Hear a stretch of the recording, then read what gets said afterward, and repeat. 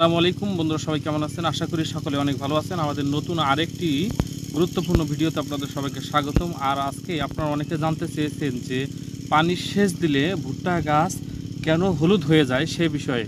তো আমরা আজকে পানি সেচ দিলে ভুট্টা গাছ কেন হলুদ হয় এবং হলুদ হলে কি করণীয়, এই দুইটা বিষয় কিন্তু আলোচনা করবো ইনশাল্লাহ।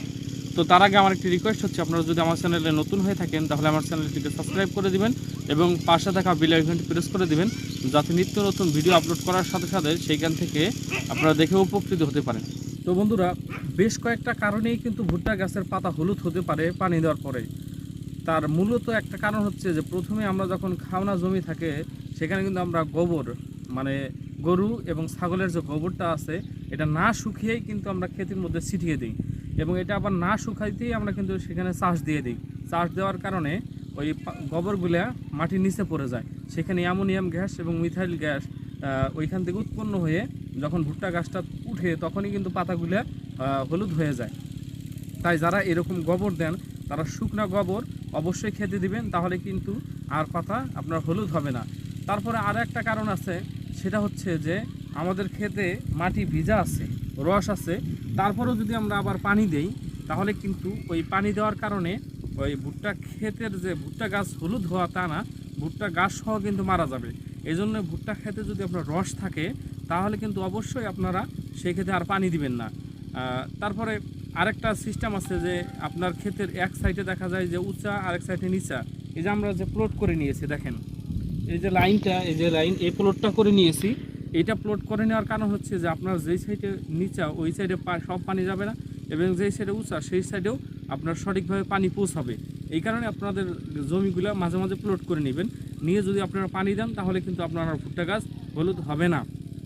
তারপর আরেকটা কারণ হচ্ছে মাজরা পোকা বা ভুট্টা গাছে যে পোকা ধরে, এই পোকা ধরার কারণে নিচের মাছ কিন্তু কেটে দেয়, মানে মূল কিন্তু কেটে দেওয়ার কারণে ভুট্টা গাছের উপরে পাতাগুলো হলুদ হয়ে যায়।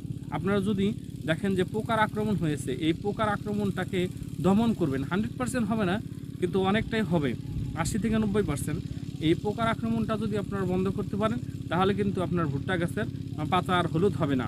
তারপরে আরেকটা কারণ আছে যে আমরা ভুট্টা ক্ষেতে সার, পর্যাপ্ত পরিমাণ সার বা যেটা দরকার সেই প্রয়োজনীয় সারটাও দিতে পারি না, যার কারণে কিন্তু আপনার ভুট্টা গাছ হলুদ হয়ে যায়, পাতা হলুদ হয়ে যায়।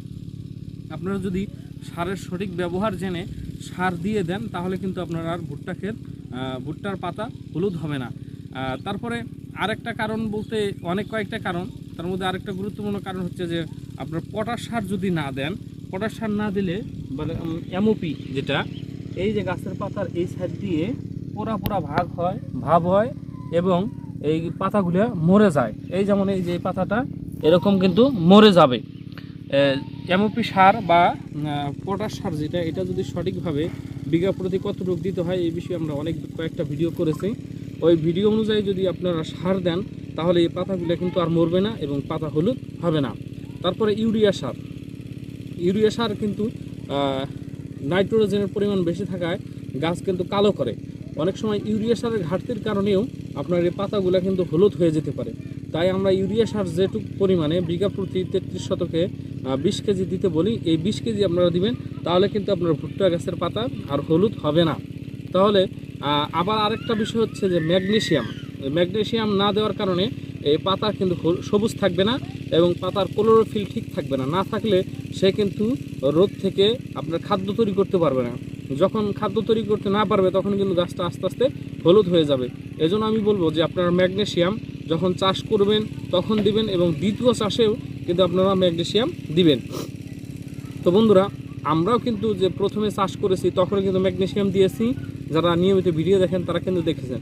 এবং দ্বিতীয় কিস্তিতে যখন আমরা সার প্রয়োগ করেছি ঠিক তখনও কিন্তু আমরা এই ম্যাগনেসিয়াম বিঘা প্রতি 3 কেজি আমরা কিন্তু হারে দিয়ে দিয়েছি। আপনারা এইভাবে বিঘা প্রতি 3 কেজি হারে ম্যাগনেসিয়াম দিয়ে দিবেন, তাহলে কিন্তু আপনার আর পাতা হলুদ হবে না এই ভুট্টা গাছ।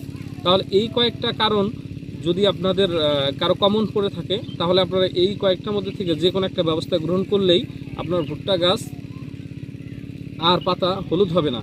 এবং এর বাহিরেও যদি আপনাদের কোনো কথা থাকে তাহলে আমরা হোয়াটসঅ্যাপ নাম্বার দিয়ে রাখবো, সেই হোয়াটসঅ্যাপে আপনাদের গাছের ছবি, সমস্যা উল্লেখ করে সেখানে দিয়ে দিবেন, আমরা আপনাদেরকে সেই সমস্যা অনুযায়ী সমাধান দেওয়ার চেষ্টা করব ইনশাআল্লাহ।